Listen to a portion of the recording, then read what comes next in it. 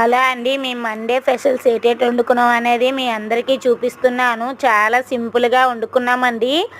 అందులోకి కర్రీస్ ఏటేటివి అనేది మీకు అందరికీ చూపిస్తున్నాను.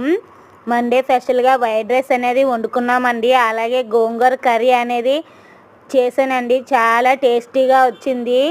అలాగే మిల్లి మేకల కర్రీ అండి, మిల్లి మేకలు ములంకాడ కర్రీ అనేది వండాను. ఇది మాత్రం చాలా ఎక్సలెంట్గా వచ్చిందండి. మా పిల్లలైతే మొత్తం తెపాలంతా ఖాళీ చేస్తారు. ఆ ప్రాసెస్ అనేది నేను వీడియో అనేది ఈ 2 డేస్లో అనేది పెడతానండి. అలాగే నేను ఇంట్లో టమాటీ నిలువ పచ్చడి చేశాను. అది వేడివేడి అన్నంలో వేసుకుంటే చాలా టేస్టీగా ఉన్నది.